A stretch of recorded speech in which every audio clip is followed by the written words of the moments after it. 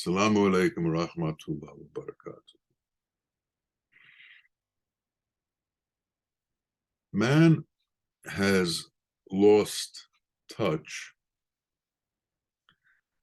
with God.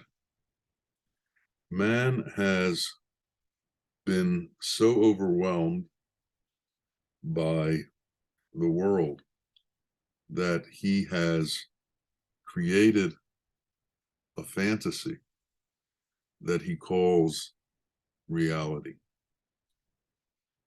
The purpose of sheikhs in this world right now, the purpose that my teacher came here, was to remind us about our relationship with God and to remind us that the only reality is that relationship with God and that everything else is illusion. Man, on the other hand, looks at the illusion as reality and looks at reality as something that is beyond their understanding. We have to bring God into our everyday existence. We have to bring God into each moment's existence. We have to believe that God is with us all the time. Ali said that when you pray, you should pray as if you're seeing God. And if you don't see God, then make believe you see God. A practice that I recommend to people is to imagine, to constantly keep your consciousness focused on the fact that God is always with you. So wherever you go, whatever you do, imagine that God is with you at that moment. And if you do that, if you imagine that God is always with you, if you imagine that God is always in front of you and behind you, you will begin to act differently, because one acts differently when one is aware of God than one acts if one is not aware of God. If one is aware of God, man is hesitant to do things that he would do if he didn't think God was watching. But in reality, God is always watching, and everything you do is recorded. But we act as if we live in segmented worlds. Segmented in that part of the time we are in illusion, part of the time we are with God, and it's if they are different parts of our personality, different parts of who we are, as if we are multiple personalities. We act one way in certain situations and another way in other situations. When we're cognizant of the fact that God is with us, we act one way. And when we are caught up in the torpor of illusion, we act another way. We act to please illusion. We act to please the ones who we are with that believe in illusion. Somehow, we have to become centered, and the things we do have to become centered. When God created Adam, Satan, in his jealousy, surrounded Adam, engulfed him, and tried to bring him to do things that were inappropriate. So God told Adam, and this has gone forward to us now, that before we begin any act, we should say, A'ud billahi minash shaitani rajim, which means protect us from the accursed Satan and strike him away from us as if he were being struck by lightning. And then after we say that, say, Bismillahir Rahmanir Rahim, in the name of God, the merciful, in the name of God, the compassionate. The reason we do that is because everything we do, we should invoke God's praise. Everything we do, we should invoke God's blessings. Everything we do, we should ask for protection from that one which is constantly trying to lead us astray. We have to understand that God is involved with us in what we do. So we should be cognizant of that, and we should express that. And we should express that openly, often, and consistently in everything that we do. So when we begin an act, we should say, A'ud billahi minash shaitan irajim. And then we should say, Bismillah irrahman irrahim. So we ask for protection against Satan, and then we bless that one who gives us from his undiminished wealth. God is incredibly generous to man. What is it that God gives to man? He gives to man of himself. He gives to man of his qualities. He gives to man that which is himself. Now, he himself has no form. You can't see God. You can't touch God. You can't weigh God. But God is made up of these formless qualities. And we have to understand that there is an existence without form. There is an existence without material things. There is an existence that is beyond that which can be weighed and measured. There is an existence within light, and within that light are the qualities that are Allah. And Allah's qualities, mercy, compassion, justice, love, kindness, are overwhelming in their generosity and in their love. God has this incredibly special kind of love that he gives to humanity. It is a love beyond our understanding.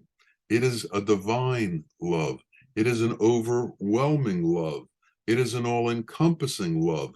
It is a love that gives to man all that God has. Now, God has no form.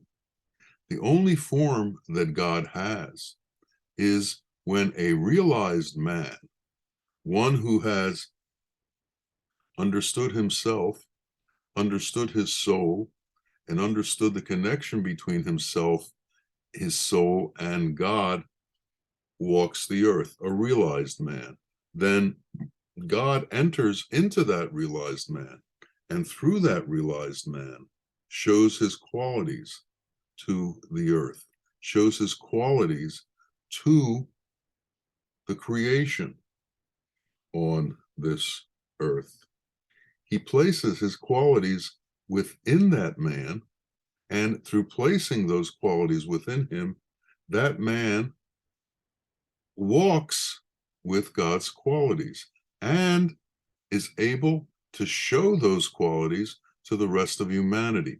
And man is able, through contact with such a man, pick up God's qualities. Because the amazing thing about a realized being is Allah has given them the ability, through resonance, to give to other men what it is they carry within themselves.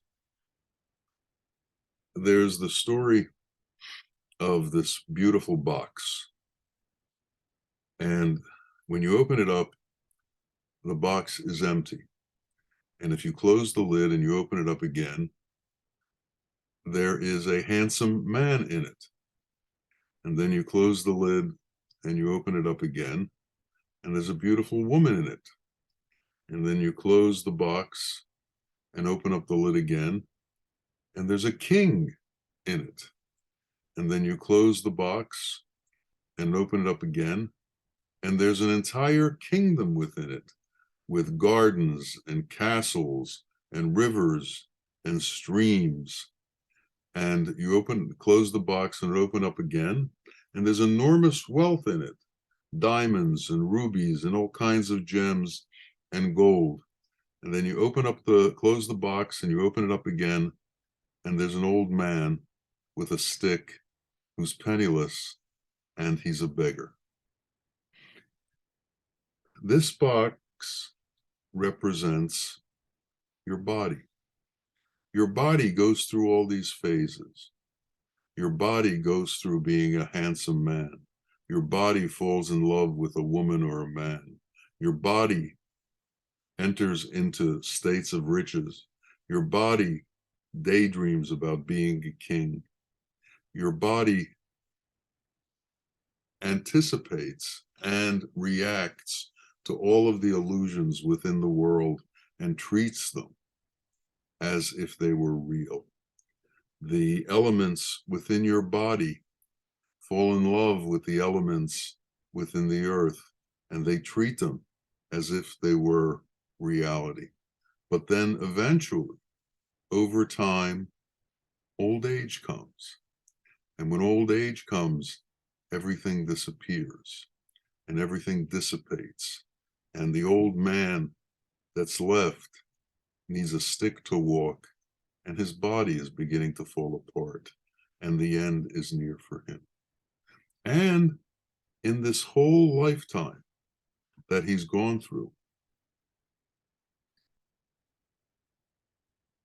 he hasn't learned anything, because all he's done is try to manipulate illusion, try to manipulate the material world, tried to gain the material world for himself.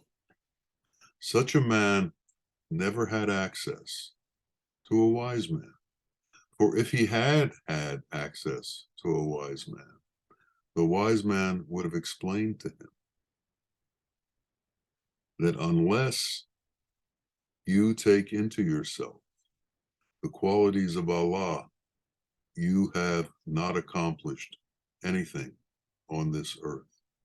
Unless you learn the qualities of Allah and incorporate them into your being, you have gained nothing on this earth.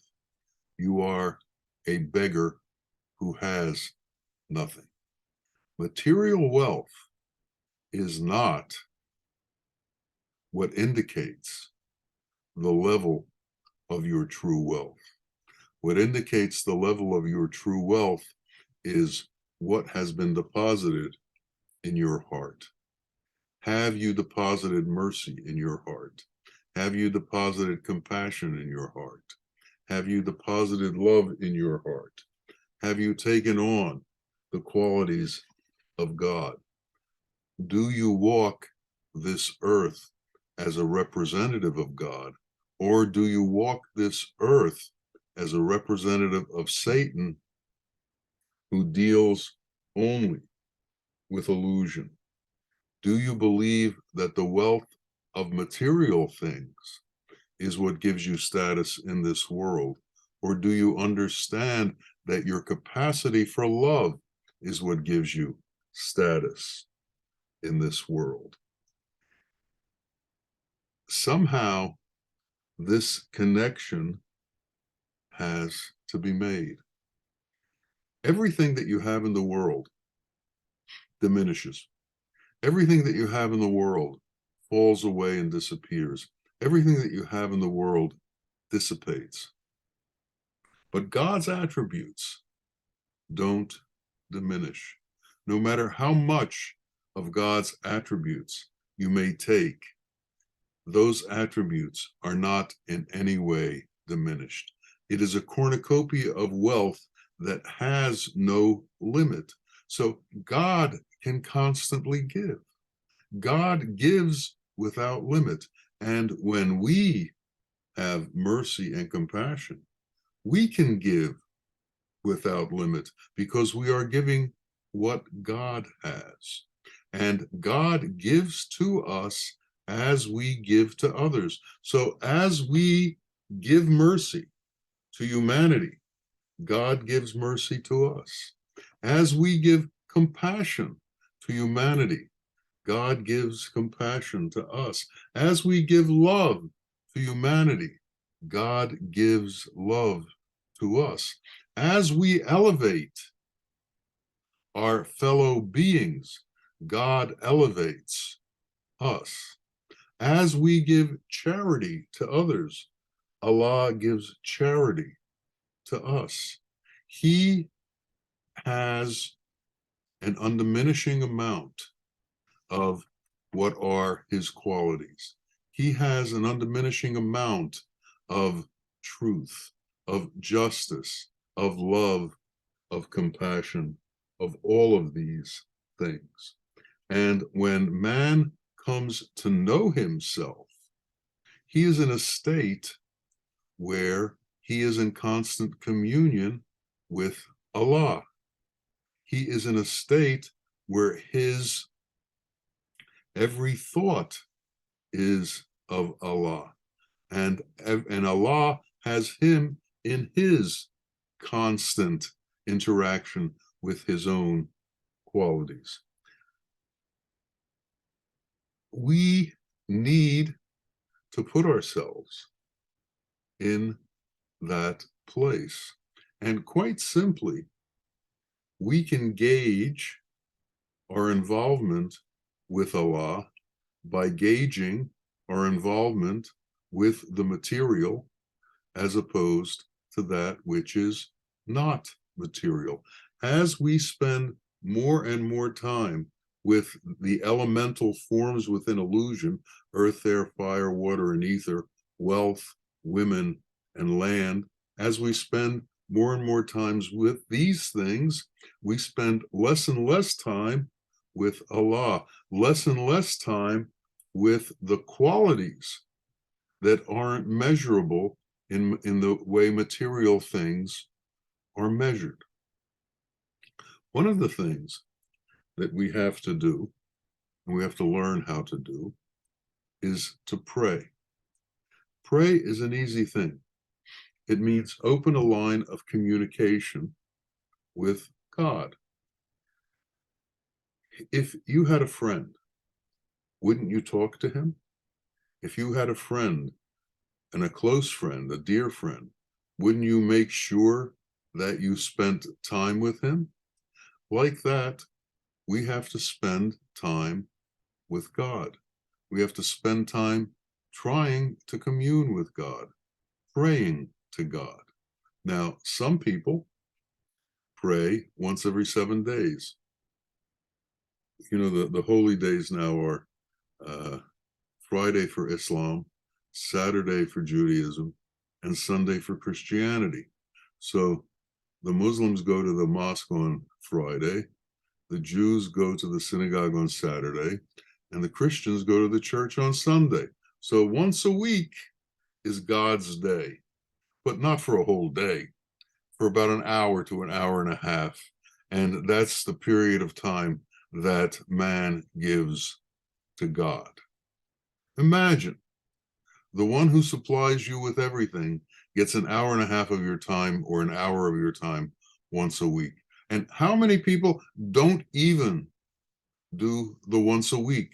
How many go once a year on the highest of holy days, on the Eid or on Christmas or the most important of days? This is man, and this is man's reverence, and that's the state of man's reverence. But what man has to do is he has to increase his prayers. His prayers take him through thresholds. His prayers take him through different understandings of truth. His prayers take him towards reality. And we continue to go through thresholds and doorways and doorways and doorways until we finally enter into the realm of surrender. So we go through zikr, we go through fikr, we go through different forms of prayer, but we finally enter into surrender, surrender to Allah. And what does it mean to surrender to Allah? It means to give up all of the qualities that are not Allah, so that all that's left within you are the qualities that are Allah. So all of the satanic qualities, all of the worldly qualities, all of the qualities that have to do with illusion, all of the satisfactions that we get from illusion have to leave. And we have to understand that true satisfaction comes only from God. It is said that prayer is taking place on a mihrab. Now, the mihrab is in a mosque, it's the area at the front of the mosque that is convex in shape that you pray in front of. And what does mihrab mean? It means battlefield. And what is the battlefield? Well, the battlefield is not outside. And for so many people, they believe the battlefield is outside.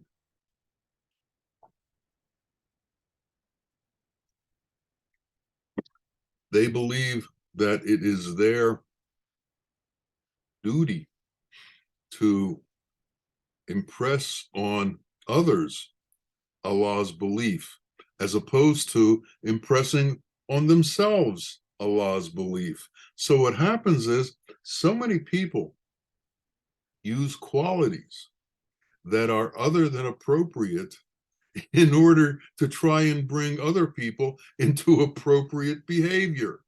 The autocrat uses arrogance so that everyone will adhere to their will.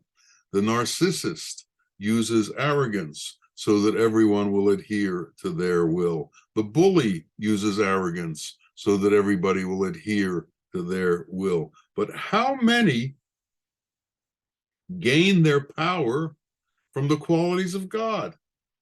How many show justice so that others will adhere to their belief systems? How many show love so that others will adhere to their belief systems? How many show compassion so that others will adhere to their belief systems?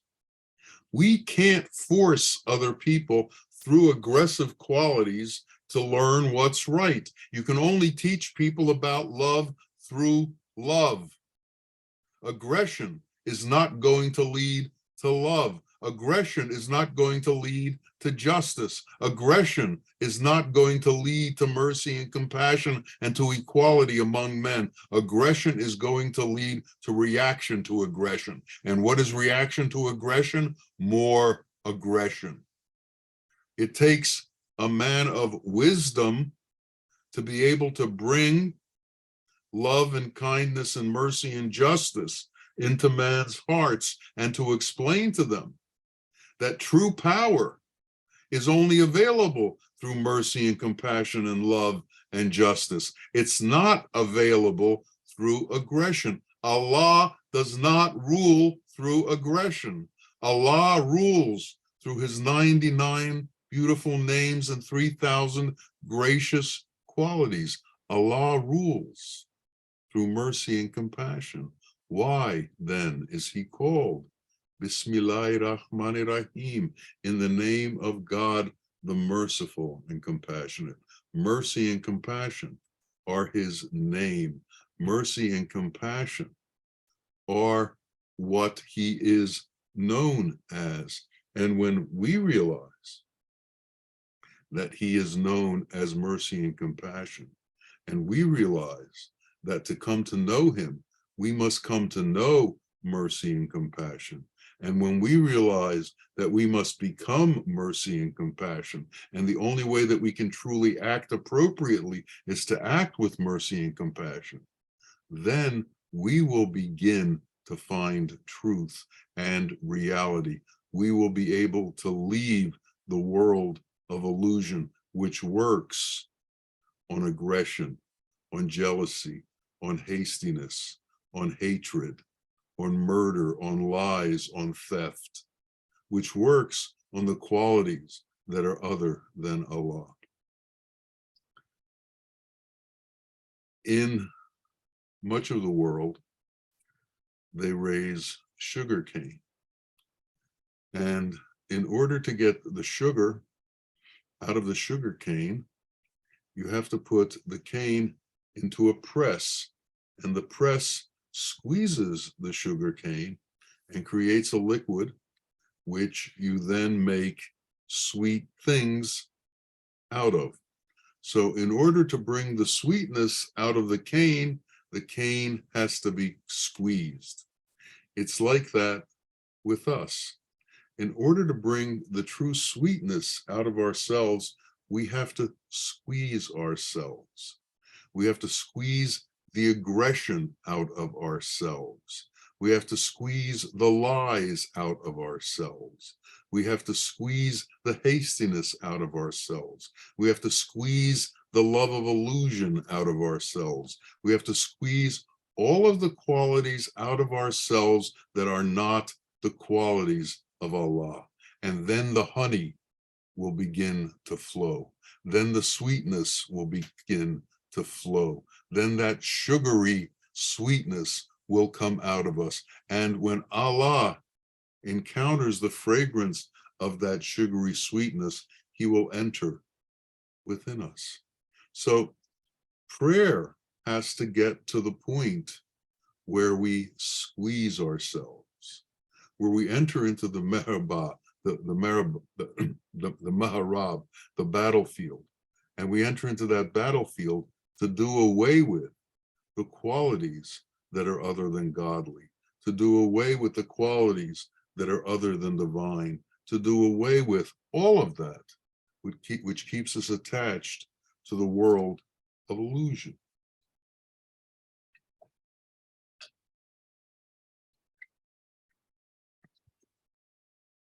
You don't have to be in a fire to get burned. A rod that has been in fire, when you put it in water, makes the water boil. As long as our elemental self is attached to the elements around us and is subject to the torpor of the elements around us, and is subject to being drawn in to the illusory torpor that they create, and is drawn into the glitters that they create, we will find ourselves lost in the torpor of the elemental illusion. Somehow, we have to break our ties to the torpor of elemental illusion. We have to stop believing that this world has things that can satisfy us. It doesn't take a genius to understand that everybody in this world disappears. Everybody in this world has a span. That span runs out, and then they disappear. Well, why don't people ask, where do you go from here? Why don't people ask, what's next? Why don't people begin to do the study of what's next? Why don't people look for men who understand the larger scope of this existence than just this minimalist scope? You know, they write history books, and history books are all minimalist. This is what happened from this year to that year, and this person lived from this year to that year. They don't talk about that person after they've disappeared. Nobody knows what happened to them after they disappeared, nor do they write about them after they disappeared. But there are men in this world whose sole field of study is what happens to us after this body disappears.